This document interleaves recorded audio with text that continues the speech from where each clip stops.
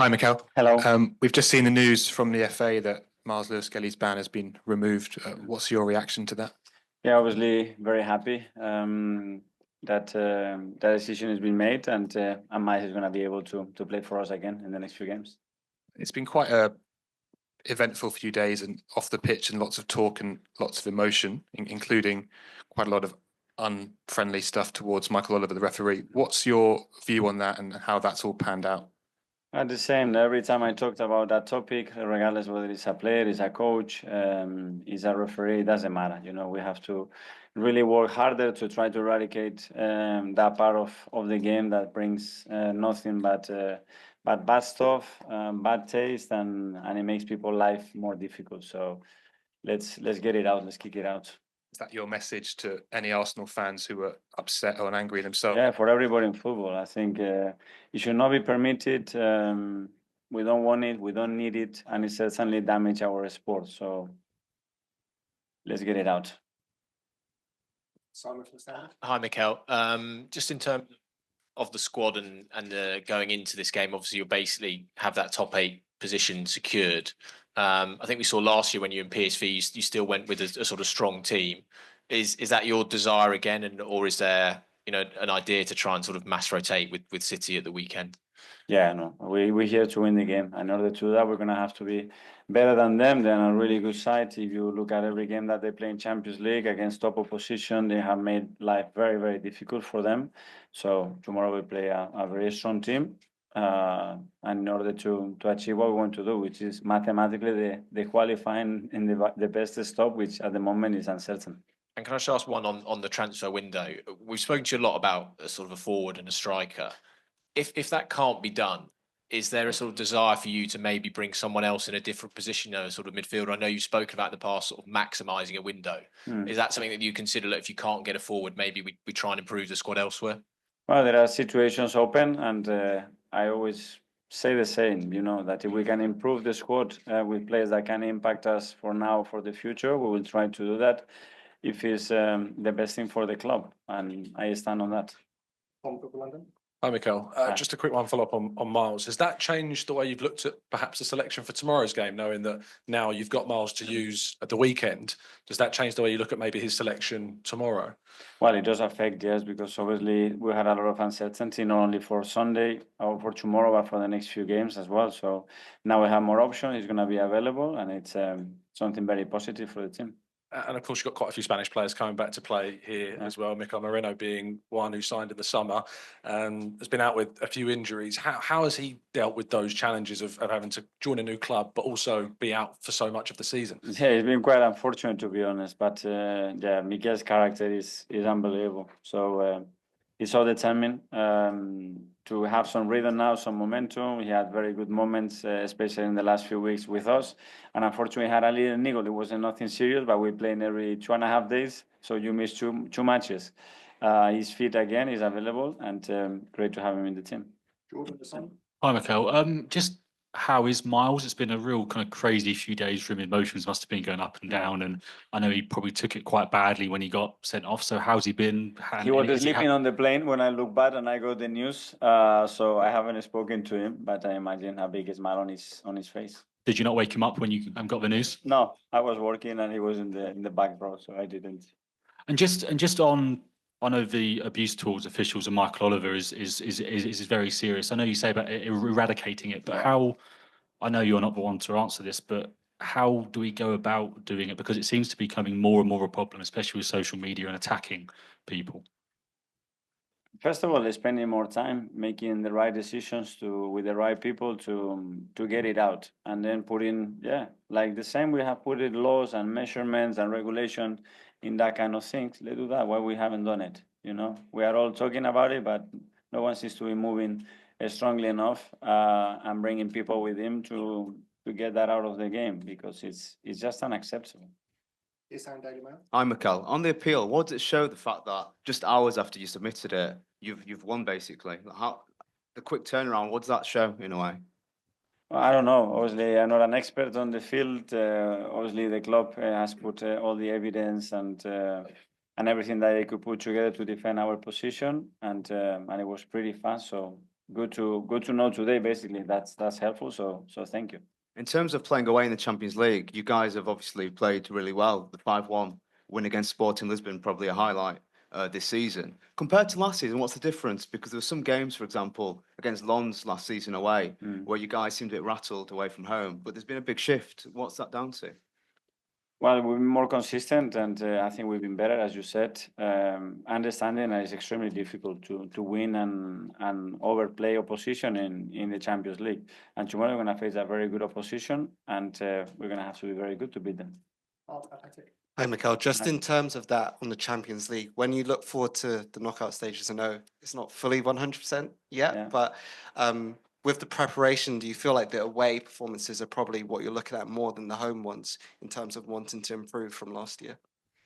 Yeah, both. And every game, every scenario, every context is going to be different. And it's coming here, when we need something from the game today, that we're here to win. And from the first minute, we have that attitude and that determination to go for the game and hopefully deliver what we want.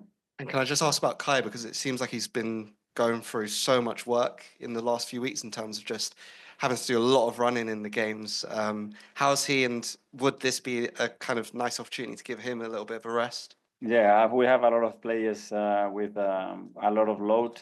He's not an exception, obviously, but his work rate, his desire, the way he trained today, is just telling you that he wants to play against tomorrow, And some players, when they are in the rhythm, they want to continue to do that because they feel better like this. So that's it. Okay, Mikel, there's a contradiction at the heart of the new Champions League format, which is to play 2 more games because everyone wants 2 more games, but the reward for doing well is to have 2 less games. What are you thinking about in terms of that period if you don't have those 2 games because you finish the top 8? How are you going to use that spell? Is that an opportunity maybe to give the players a break, or maybe to work on some of the stuff that you haven't been able to work on because of the rhythm of the games? How do you plan to use that gap if indeed you end up getting it? Well, we've got already a few ideas. We still have to earn the right to do what we ideally want, and yes, we will certainly use it for the 2 right reasons that you already mentioned. Ian, times. Hi, Mikel. You know Girona quite well from your past in the area and from the links with Manchester City, which has been very beneficial for them. What do you think of the multi-club arrangement, the multi-club model? And would you worry that it might distort the market if you were, say, in for a player that Girona were interested in? Girona could say, well, this could be a route to Manchester City. I can respond to any question related to a coach or performance or the opposition, but about those topics, I prefer not to talk about it. Thank you. Okay, guys, we now got some questions in Spanish. Hola Miguel, Jorge Agüero para Radio Nacional de España. Question in Spanish. This is the 6th season coaching Arsenal. You're 2nd in the Premier League, 3rd in Champions League. Tomorrow you want to qualify, but what we say in Spain is that this is Arsenal's year. This is your year to dream. What do you think?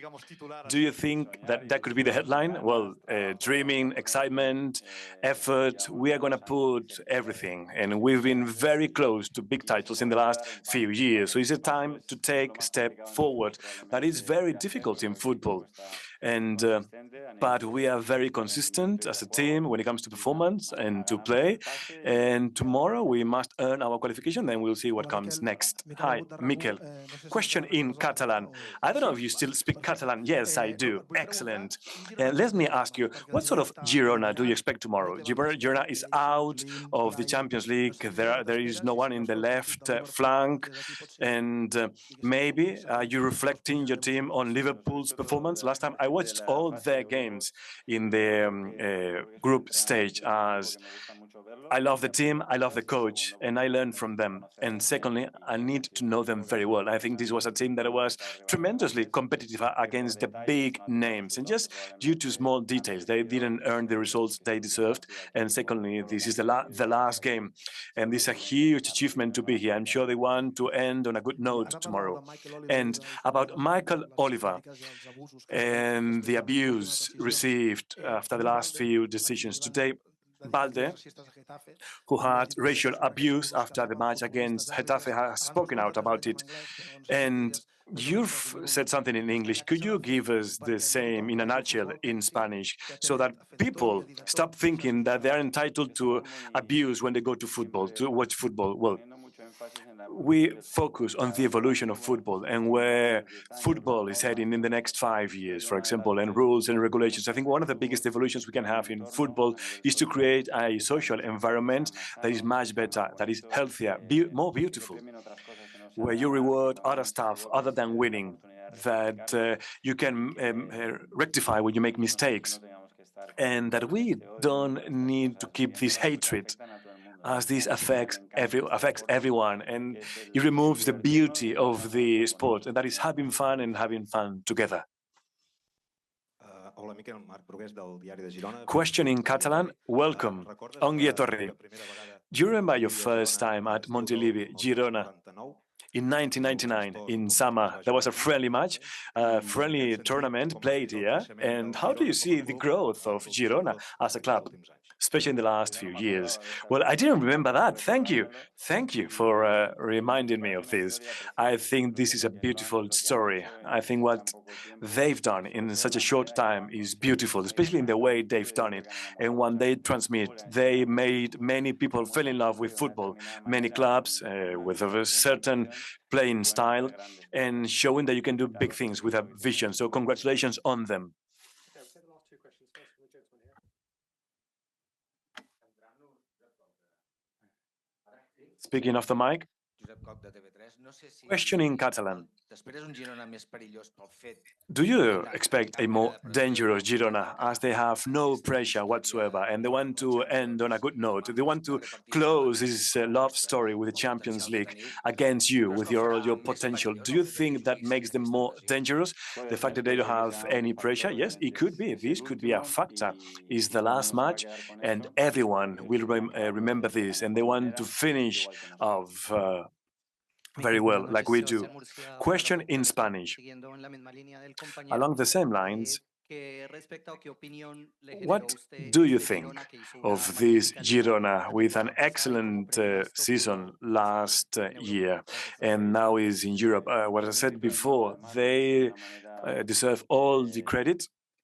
Also, they play in a way that many people want to follow them, not just for the results, but for the football style. And they were lucky enough to enjoy this team and this competition as they earned it. On AM, on DAB, via the talkSPORT app and on your smart speaker. talkSPORT.